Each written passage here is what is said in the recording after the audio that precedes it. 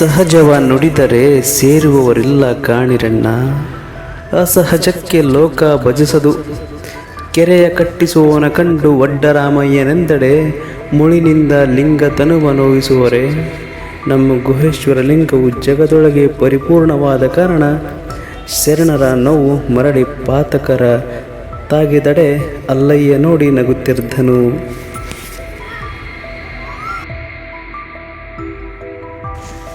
ಇದ್ದದ್ದನ್ನು ಇದ್ದ ಹಾಗೆ ಹೇಳಿದರೆ ಯಾರೂ ಸಹಿಸುವುದಿಲ್ಲ.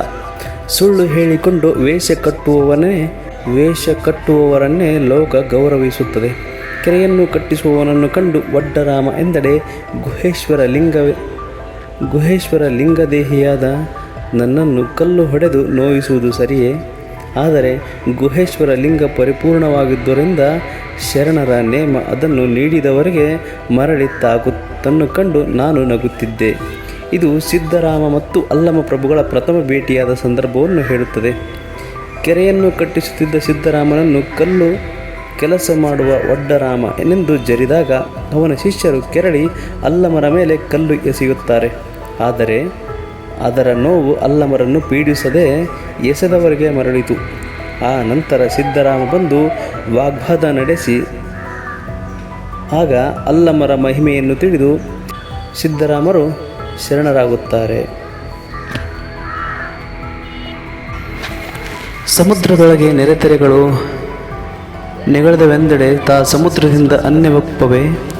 ನಿರ್ವಿಕಾರ ನಿತ್ಯ ನಿರಂಜನ ನಿರ್ಗುಣ ಪರಿಪೂರ್ಣ ನಿರ್ವಿಕಲ್ಪ ಪರಬ್ರಹ್ಮ ಶಿವನಿಂದ ಜಗತ್ತು ಉದಯಿಸಿತು ಎಂದಡೆ ಶಿವನಿಂದ ಅನ್ಯವೆನ್ನಬಹುದೇ? ಇಂತಪ್ಪ ಅರಿವು ನೀವು ಕೊಟ್ಟ ಸಮ್ಯಕ್ ಧ್ಯಾನಕ್ಕೆ ಅರಿವಪ್ಪುವುದಯ್ಯ ಗುಹೇಶ್ವರ. ಎಂದರೆ ಅದರಲ್ಲಿ ನೊರೆ ತೆರೆಗಳು ಇದ್ದೇ ಇರುತ್ತವೆ. ಹಾಗೆಂದು ಅವು ಸಮುದ್ರದಿಂದ ಬೇರೆಯಾಗುವುದಿಲ್ಲ. ಅದರಂತೆ ನಿರ್ವಿಕಾರನು ನಿತ್ಯ ನಿರಂಜನು ನಿರ್ಗುಣನು ಪರಿಪೂರ್ಣನು ನಿರ್ವಿಕಲ್ಪನು ಪರಬ್ರಹ್ಮನು ಆದ ಶಿವನಿಂದ ಜಗತ್ತು ಸೃಷ್ಟಿಯಾಗಿದೆ. ಹಾಗೆಂದು ಆ ಜಗತ್ತು ಶಿವನಿಂದ ಬೇರೆಯಾಗಿರಲು ಸಾಧ್ಯವಿಲ್ಲ.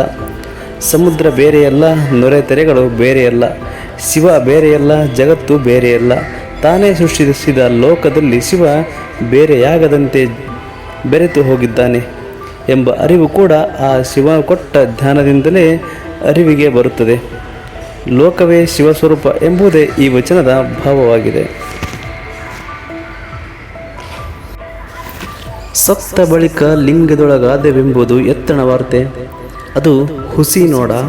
ಸಾಯದ ಮುನ್ನ ನಿಜವರಿದು ಸ್ವಯವಾಗಿ ನಡೆಯಬಲ್ಲಡೆ ಗುಹೇಶ್ವರ ಲಿಂಗವನ್ನರಿದ ಶರಣರು ಒಲಿವರು ಕಾಣ ಸಿದ್ದರಾಮಯ್ಯ. ಶಿವ ಸತ್ತವರನ್ನು ಶಿವೈಕ್ಯರಾದರು ಎಂದು ಹೇಳುತ್ತಾರೆ.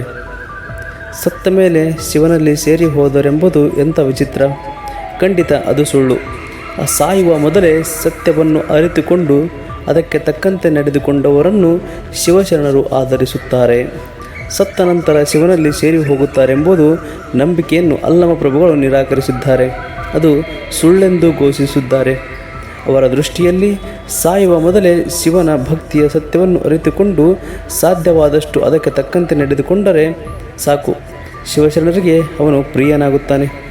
ಕೆರೆಗಳನ್ನು ಗುಡಿಗಳನ್ನು ಕಟ್ಟಿ ಪುಣ್ಯ ಸಂಪಾದಿಸುತ್ತೇನೆಂದುಕೊಂಡಿದ್ದ ಸಿದ್ದರಾಮನಿಗೆ ಅಲ್ಲಮ ಪ್ರಭುಗಳು ಭಕ್ತಿಯ ಮಹತ್ವವನ್ನು ತಿಳಿಸುವಂತಿದೆ ಈ ವಚನ.